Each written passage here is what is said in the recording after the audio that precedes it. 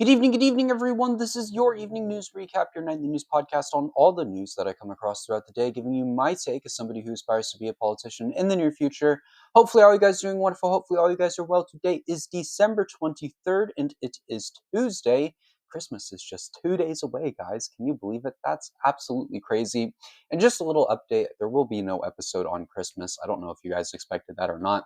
As much as I would love to do an episode, I truly do love my job and I love making episodes every single day. My parents are hosting a Christmas party, so there are probably going to be many people here, and I probably will not have the opportunity to unfortunately create an episode as much as I would love to.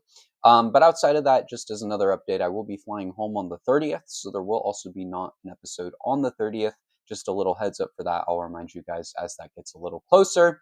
But with that being said, hopefully all you guys are doing well. If you're new here, please consider subscribing. All the support is greatly appreciated as we are trying to hit 1,000 subscribers on YouTube by this summer. We're growing fast. I mean, we always grow super fast on here, and all the support is greatly appreciated from all of you. But truly, we are growing fast, and we're getting a solid amount. I mean, we're getting close to 650 at this point.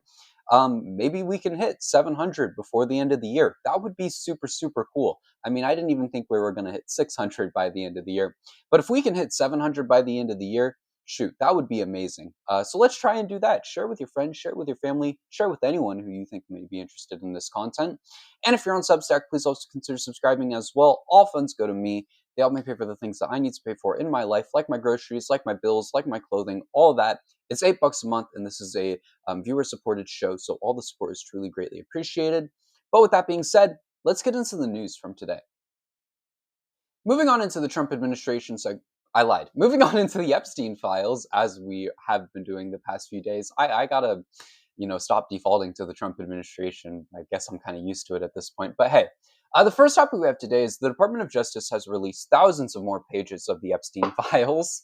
Last night, the Department of Justice released 30,000 more pages of the Epstein files with a lot of wild information related to Donald Trump, but also more information as a whole. The documents confirmed that Trump was on Epstein's private jet more than publicly known, and confirmed that Trump was at the very least aware of Epstein's crimes that he was committing. The release also contains a letter that said Trump loves young girls as much as Epstein does, and we'll talk about that very shortly. These files are absolutely massive and confirm the claims that Trump is in the files for horrific things that we expect. Just as expected, the Department of Justice has come out screaming that these aren't real, they aren't related to Trump. Everything's a lie. Shocker, I know, but what else do you expect? I mean, Trump literally controls the Department of Justice himself, unlike previous administrations before. The Department of Justice was always going to say a bunch of stuff about Trump being in the files and saying that it isn't real, it's not true, it's all lies. And that's what we've seen today. There are far too many things in this release to say that Trump didn't at the very least know that Epstein was doing human trafficking. And if Trump wasn't speaking out at the fact that Epstein was committing human trafficking, I mean, that in itself is a big deal. And, if Trump knew, that is a big deal. I know this is a very rare thing to do, but we should get Trump to testify in front of Congress. We should subpoena Trump and make him testify in front of the oversight committee that is oversighting the release of these files, to ask him questions, to discuss his involvement so he can tell this House Oversight Committee what he knows, because it is very clear at the very least he knows something. He's all over these files, literally all over them, and he very well does know something, and he should be subpoenaed to share that information. I know that's something very hard to do, and it's not a very common thing to get the president to testify, but especially with the human trafficking case. Like, this is a human trafficking case as big as the Epstein files. Something needs to just be discussed here, especially if the president is within them. Like, that is a massive deal. Like, massive deal. Like, massive is an understatement on how big of a deal that is. And it's something that needs to be discussed. Trump should be testified, or Trump should have to testify because of this. In other news, I'm going to drink some water real quick. I almost just choked on my spit. Anyways, in other news, the Department of Justice has, of course, released a statement defending Trump's involvement in the files. After the massive release of files last night relating to Donald Trump and his involvement with Epstein, the Department of Justice has come out making a statement to defend Donald Trump. In a post on Twitter, they wrote, The Department of Justice has officially released nearly 30,000 more pages of documents related to Jeffrey Epstein. Some of these documents contain untrue, sensationalist claims made against President Trump that were submitted to the FBI right before the 2020 election.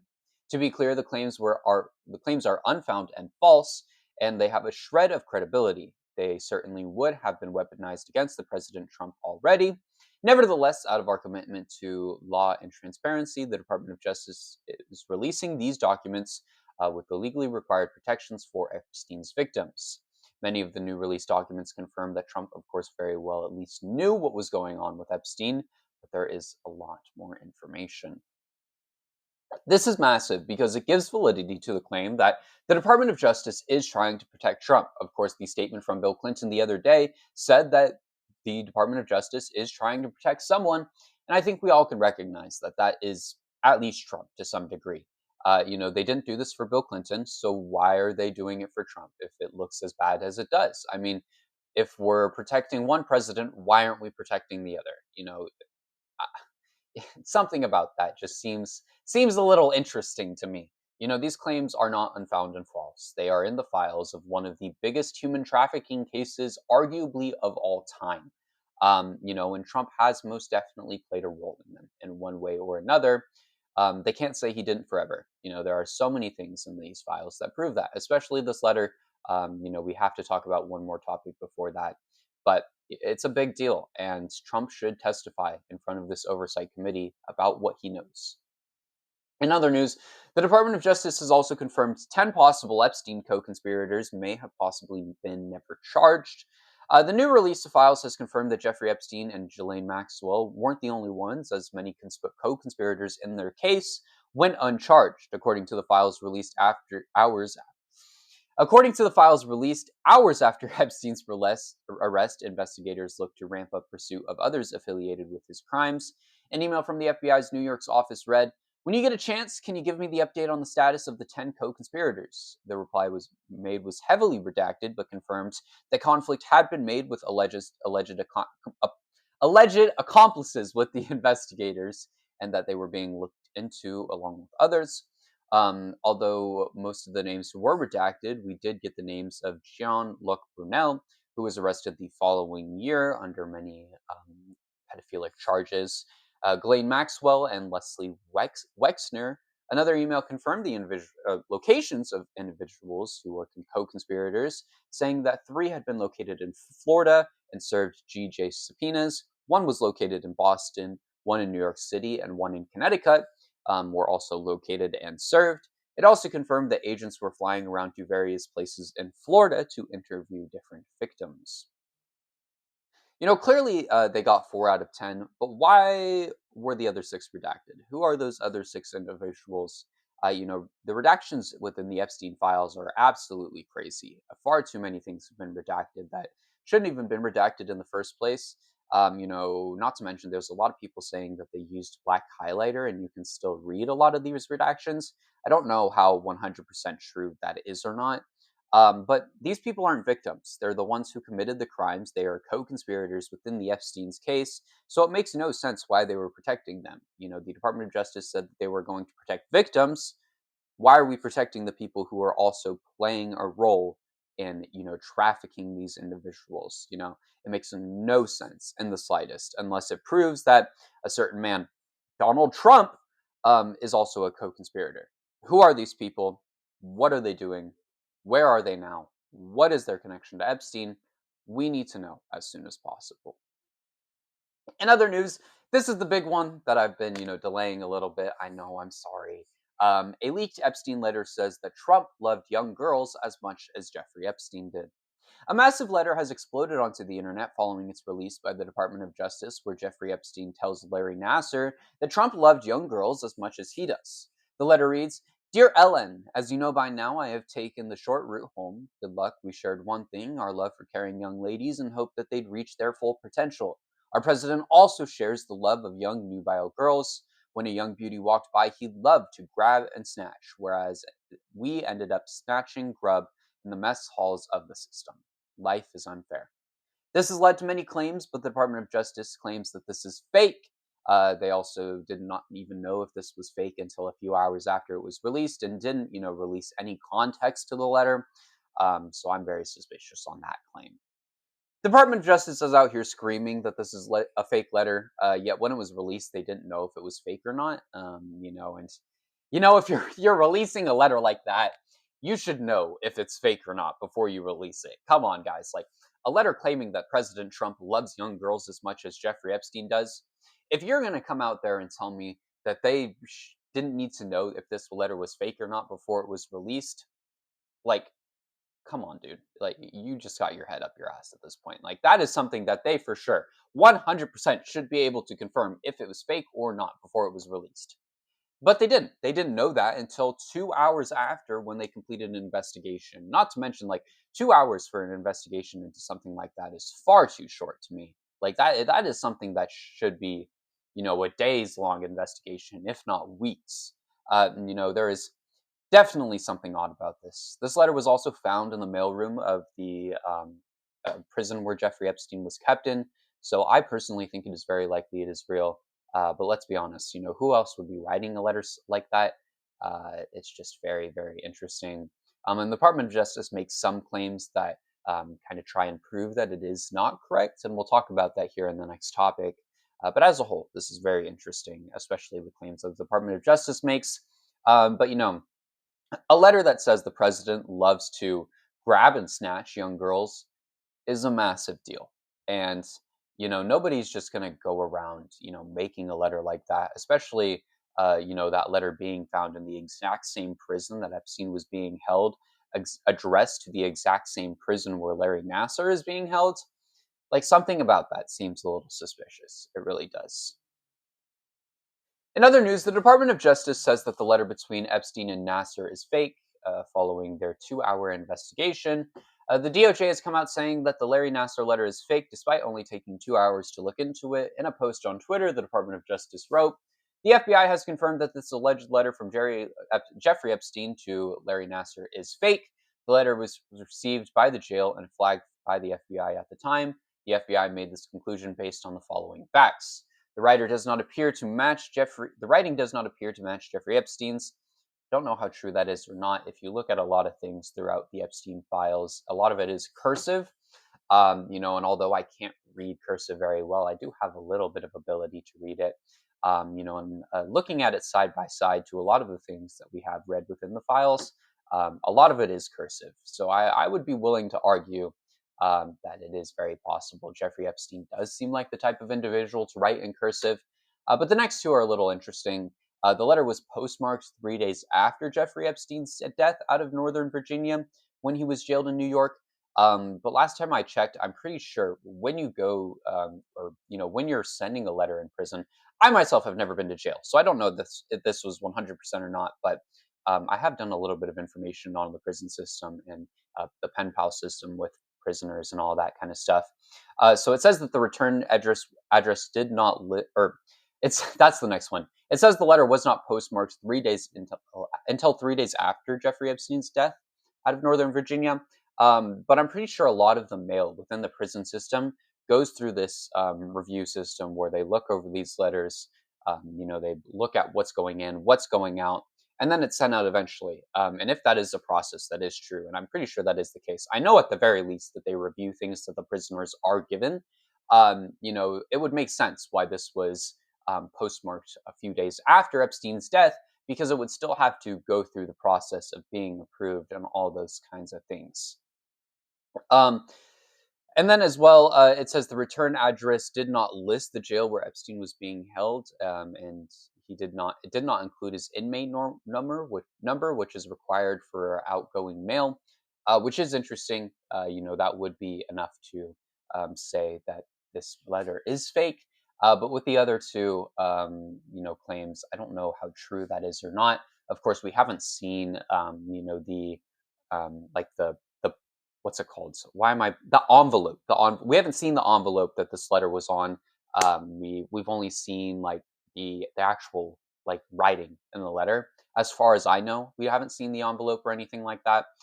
So as far as we know, the Department of Justice is just telling us and expecting us to believe that it is true. But then they go on to claim that this letter is fake and serves as a reminder that just because a document is released by the Department of Justice does not make allegations or claims within the document factual. Nevertheless, the Department of Justice will continue to release all the material required by law. If this letter is fake, and we'll assume that for this response real quick. If that letter is fake, why was it released to the public with zero context, and why did they not know if it was fake beforehand? I mean, that in itself is extremely suspicious. Not to mention the fact that it only took 2 hours to do that investigation. Uh, a claim like this that says the president of the United States loved young girls and loved to grab on young girls is a massive claim. And to say an investigation for that only took 2 hours, that worries me. An investigation like that, which is a massive investigation, should not be taking only 2 hours. That should be taking days, if not weeks, if not months. That in itself is extremely suspicious, and it is an extremely short amount of time to prove if that letter is true or not. As a whole, I think this claim by the Department of Justice is expected. I mean, they were bound to come out and say anything about Trump is not true. Anything about Trump is a lie, and is not something that should be believed. That's something that they were going to claim through and through. Anyone who's surprised by that should not be. Trump literally controls the Department of Justice, unlike all of his predecessors before. He controls the Department of Justice. That has been very clear throughout this entire administration.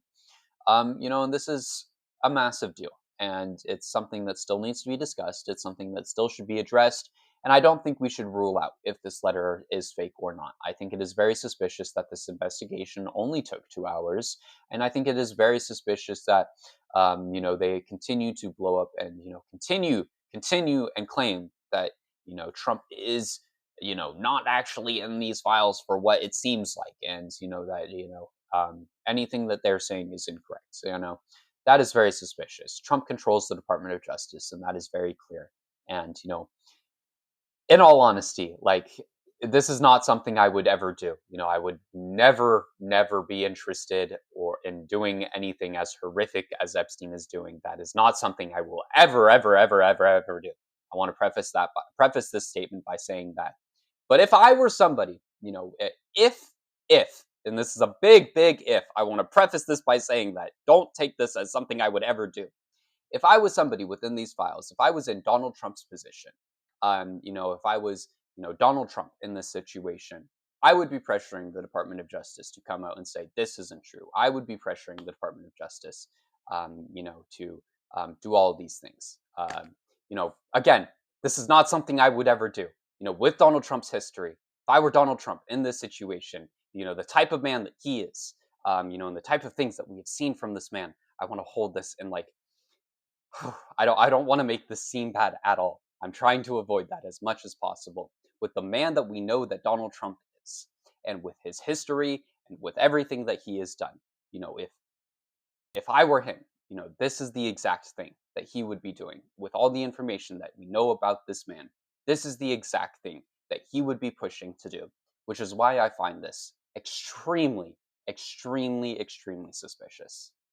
Hopefully that makes sense. Hopefully that doesn't make me look like a horrific individual.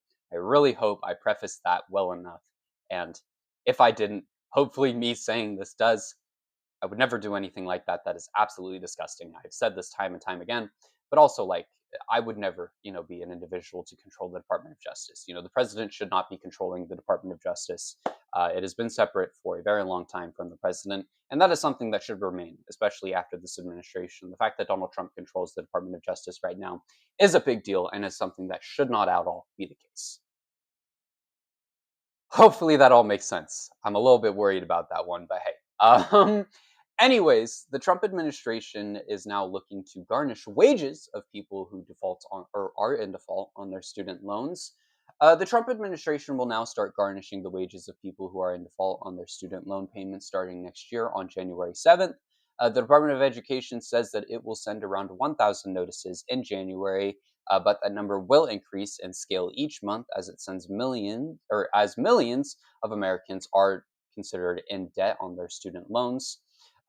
Meaning that they are, 100 or in default on their student loans. That was the wrong word. I apologize. Meaning that they are 270 days past due on their payments. Um, this is a dumb thing. College and higher education in this country should be free. That is something I've said before, and that is something I will continue to say again and again. People should not have to put themselves into life changing debt just for a chance at a career that they're interested in, especially all the students that are coming fresh out of high school who have never seen anything close to that amount of money in their life. I mean, on average, I myself am paying $2,500 for one course or one course, a semester, and I'm taking 5 courses a semester. Even with a political science degree, I'll end up nearing around $200,000 in debt just to get my education in college, which is insane. College is far too expensive, and that's not even considering the fact if I go to grad school or not, which is something I'm sure I will do. College is expensive, and it leads to a massive lack of education within the United States and within this country. Education needs to be free in this country. It needs to be encouraged. It's something that we should be pushing our citizens to do. We should be pushing people to go to college. We should be telling people, you should go to college. You should go and you should learn more. And if we can afford to pay $1 trillion a year for the military, we can for sure afford to let Americans learn for free. In other news, the 60 Minutes episode that was pulled off of air suddenly ended up getting leaked anyways. The 60 Minutes episode that was focused on the CCOT facility in El Salvador that was pulled from a release in the United States ended up being leaked anyways as it appeared on Canadian television. Footage of the segment displays information of torturing that took place within the facility and confirmed that Trump and his administration sent people there to be tortured. One man interviewed, Luis Munoz Pinto, said that there was blood everywhere, screams, people crying, people who couldn't take it, and there was urinating and vomiting all over themselves. He said that guards would grab him, beat him until he bled, hitting people in the faces against walls, breaking their teeth, and so much more. This episode is absolutely a big deal, and thankfully it was leaked and released. It gives a lot more information on what the Trump administration sent these people into, and the Trump administration very well did know what they were sending these people into. They sang the praises of the facility a ton at the start of this administration while they were sending people to this facility. They sang the praises of it. CCOT is absolutely a horrific facility that should be shut down and should be investigated by human rights committees across the world. It is absolutely a horrific location, and it is not something that should be continuing to run, especially with all the information we know about it now. Unfortunately, I don't know that that is possible. It's not in the United States jurisdiction to shut that down. And maybe it is possible. El Salvador doesn't really have a lot of say, on the world stage. But of course, they are allied with the United States right now, and I wouldn't be surprised if the Trump administration would end up playing a role in protecting that facility. But that facility should be shut down without a doubt. It should not be allowed to run. The stories coming out of that facility, even before the Trump administration sent people there, is absolutely horrific, and it's not something that should be continuing to run. In other news, the Supreme Court has ruled against the National Guard deployment in Illinois.